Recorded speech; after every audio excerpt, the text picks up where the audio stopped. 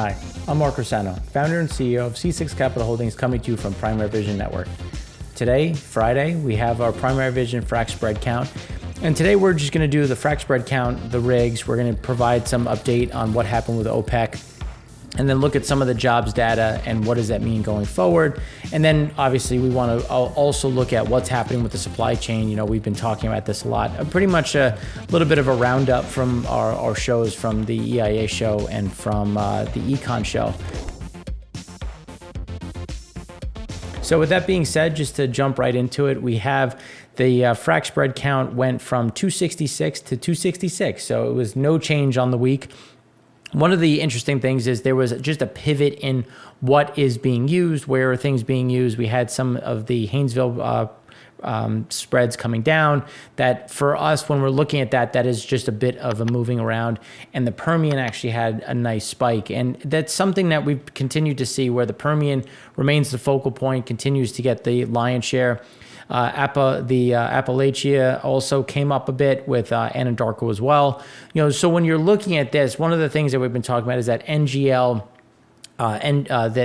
natural gas cut still remains very important, especially when you look at LNG and where the demand is going to be over the next few months, specifically when we're looking at ethane, ethylene exports, propane, propylene exports, and then obviously local consumption, which is something that we've really been talking about on the EIA show for a while now, and really since last year, in terms of how bullish we were on the NGL story and where we think that's going to really be the driver for the, again, for the next decade when we look at overall growth.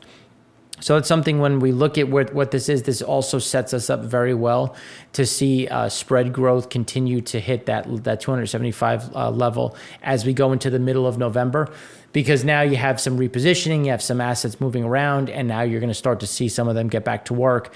And that's something that we saw on the rig side. So here, when you look at the net number was +6 on the oil side. But when you look at the directional, horizontal, vertical breakdown, I think it's important to call out that the horizontal rig count was actually up 9 and the directional was up 1. And the vertical was down 4. So when we're looking at this, the horizontal just means that we're starting to go horizontal. We're starting to finish those wells, because we've come back to what we used to do when demand was moving along. We wanted to increase supply. We wanted to have the vertical well go through, drill the vertical side, and then have the horizontal come behind it and finish out the well and put that into the DUC inventory. So it is just something that we've been seeing more and more of, and we've been talking about on the show for the last couple of months, really.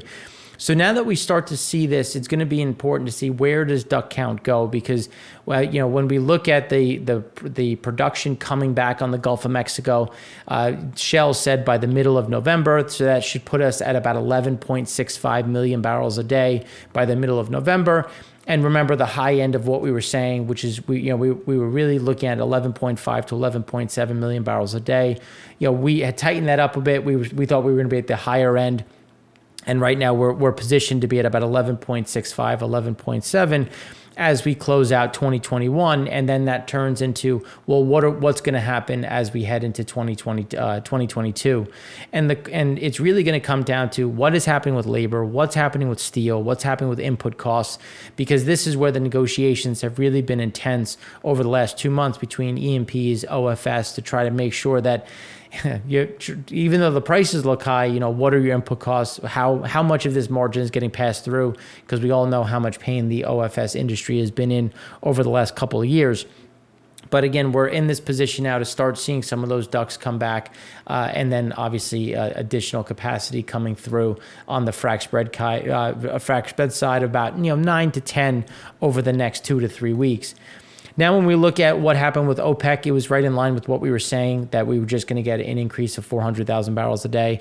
That held firm. Saudi Arabia is now at over 10 million, the first time that's happened in a long while. But when you look at what is happening right now, a lot is talked about the compliance side, but as we've been talking about it, and we did a breakdown in Insights, is that the compliance is being driven by what is happening in West Africa.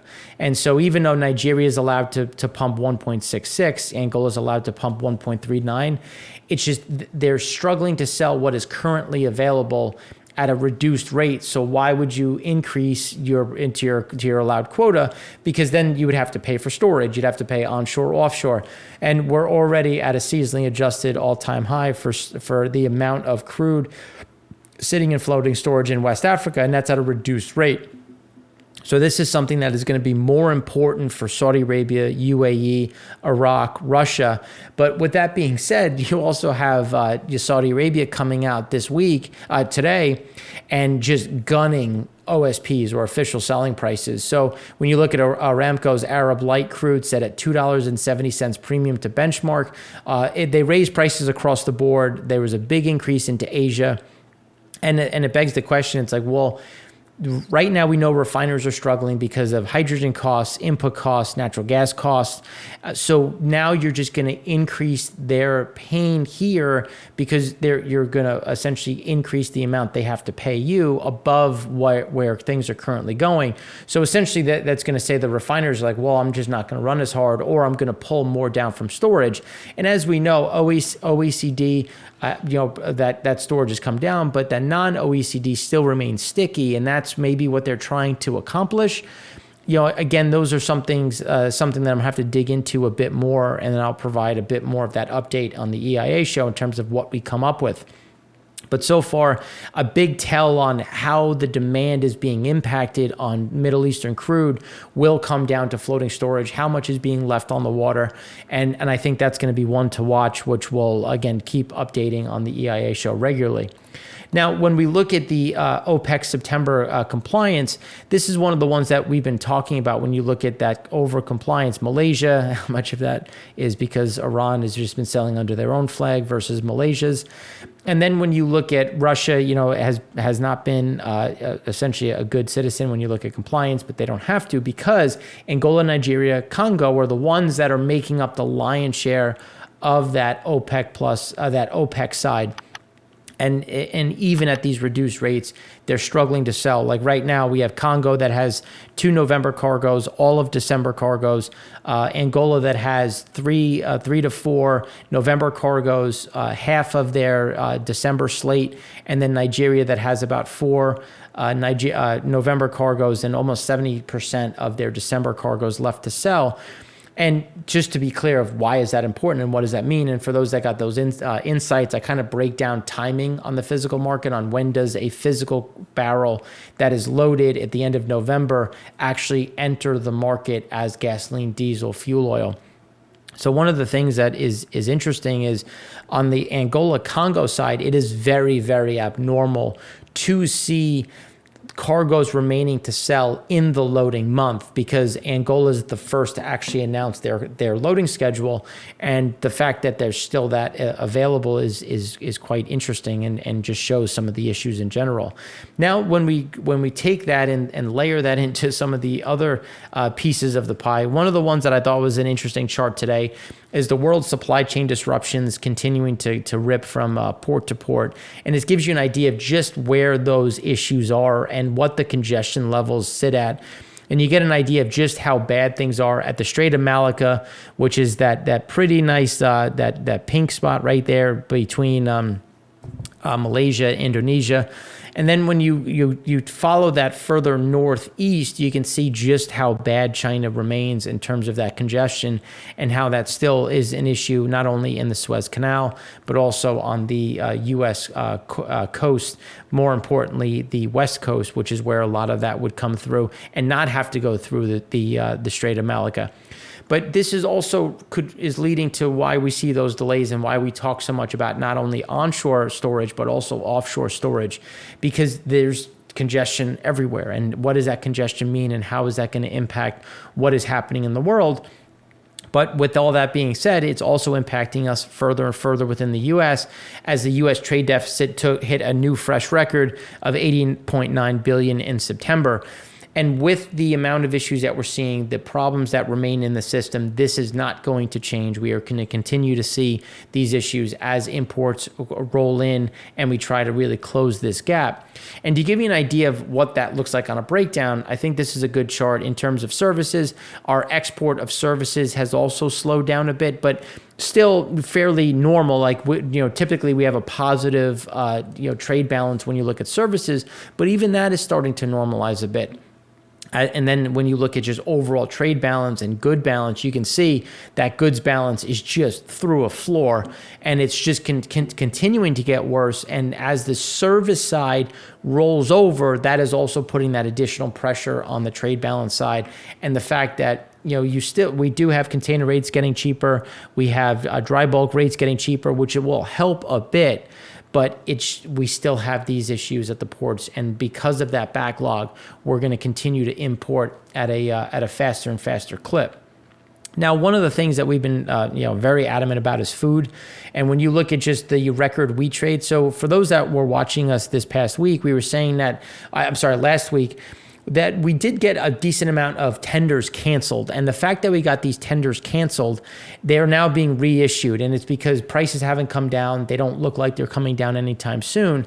And here's, I think, a good quote from the Bloomberg article. Even as wheat prices soar, some of the world's top buyers are piling back in. Global trade of the stable grain will leap to a record this season, buoyed by an import frenzy in the Middle East, which is according to the United Nations. Iraq, Iran, Turkey, and Afghanistan are all loading up after drought hit their harvest earlier this year, draining local supplies, which is something that we've been talking about in articles that have been published, as well as things that we've discussed.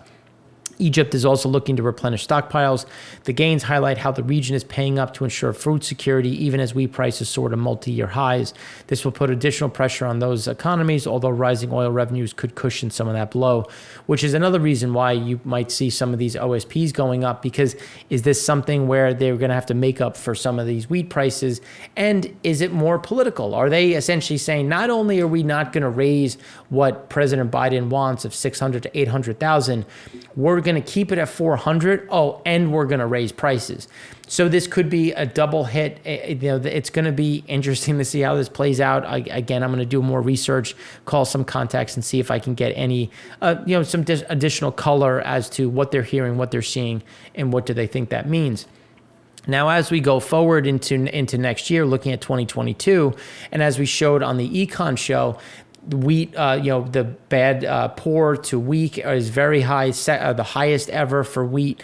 And now, not only is there could be a very yield issue, there's also a cost issue as North American nutrient gauge surged to a new record. And here you can see this massive spike, which is just additional cost that would go to the farmer that would have to, again, show up because they're going to try to recover some of that price somewhere. And that's pushing things up higher. And that's the UN's gauge of food prices jumps, getting closer to a new record. We're getting very close to where we were in 2010, 2011. And for those that don't remember, that is the Arab Spring. That was when the Arab Spring happened.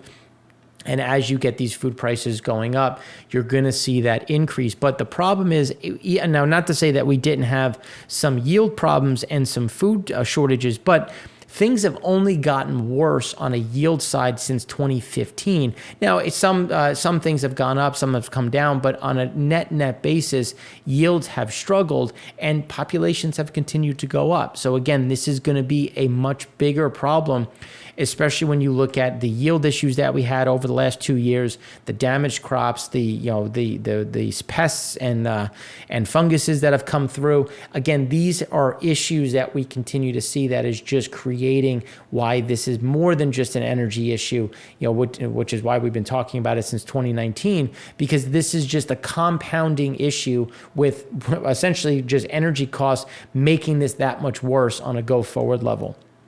And then when you look at just things as simple as milk, a gallon at U.S. stores has been on the rise for 3 years, and there's no stopping here. So this is, we showed it on the Econ show in cereals, and we're seeing it again in all forms of staples.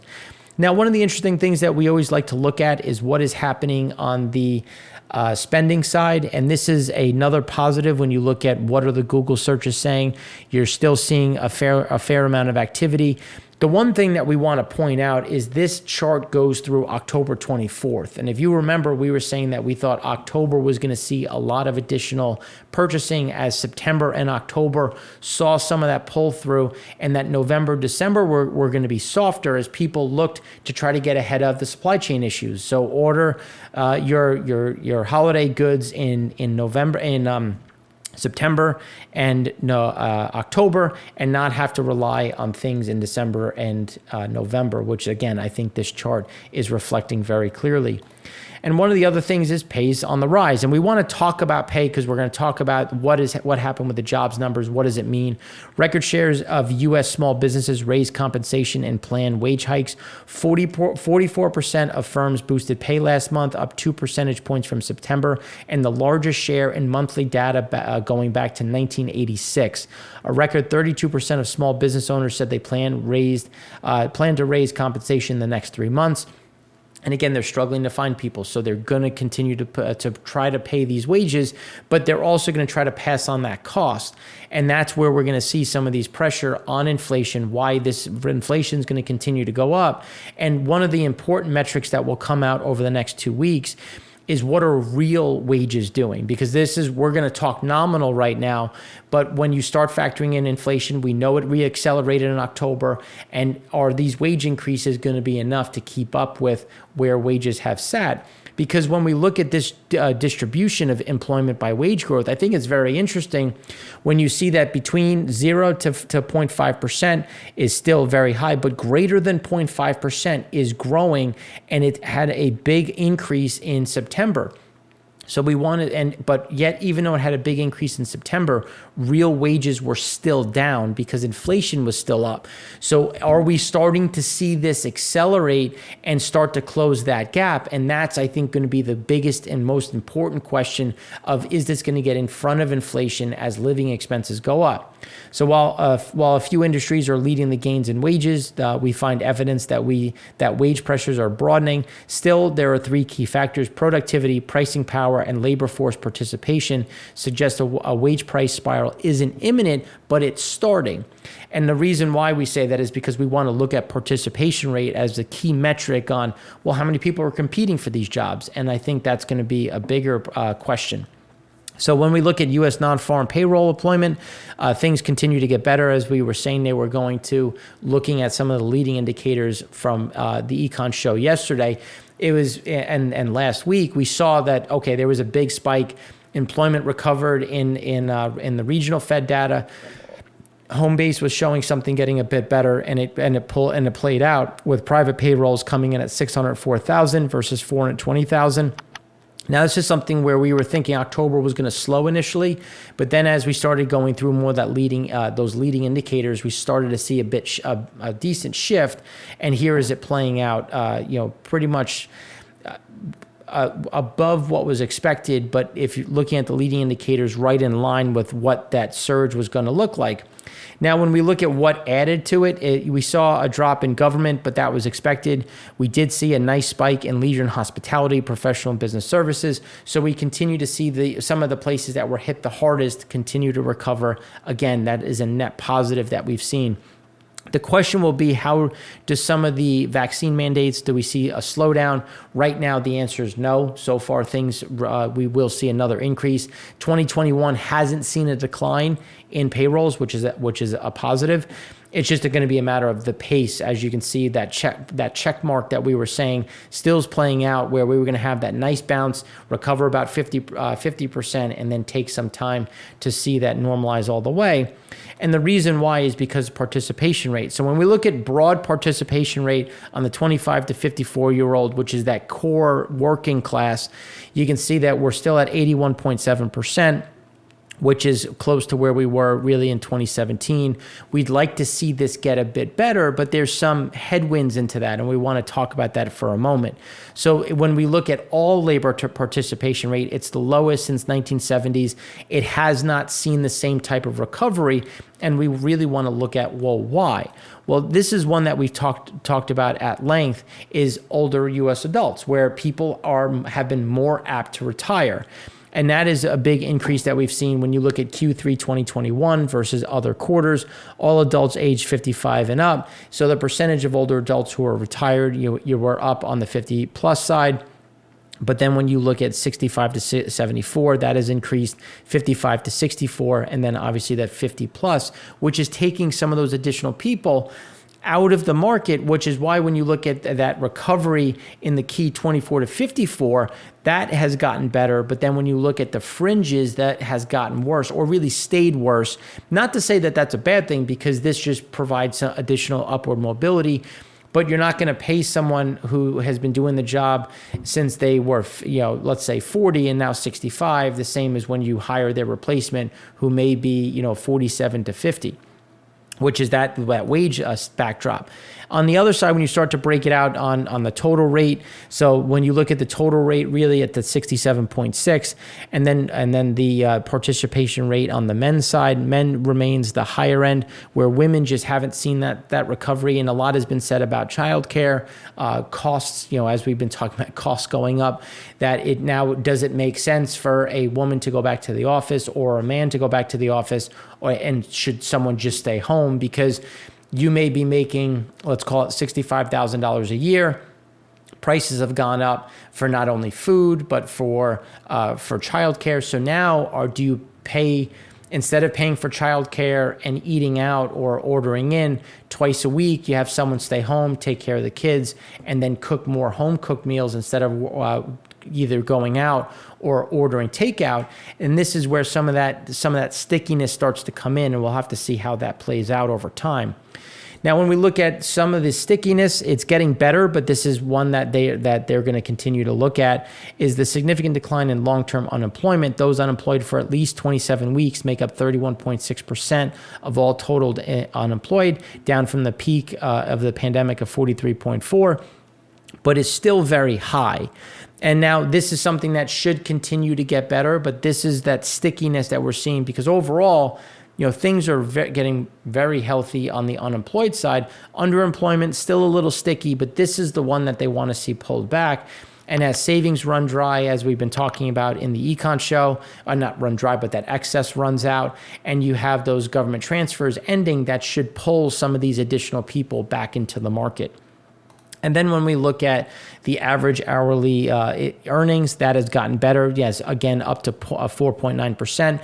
But it was up last month, and yet the real wages was still down. So that's what we want to try to understand and mitigate, to look at what are some of the flows that are happening, how are things adjusting, and what does that mean going forward? Because wages are going up, but they're still not keeping pace with inflation. And that's where, is there going to be a productivity thing, pulling people that are part-time, full-time, and trying to protect costs? Because one of the other things that we've seen is, prices paid, prices received are at all-time highs and going higher, and wages are a big part of that. So this is going to be some of that overarching pressure.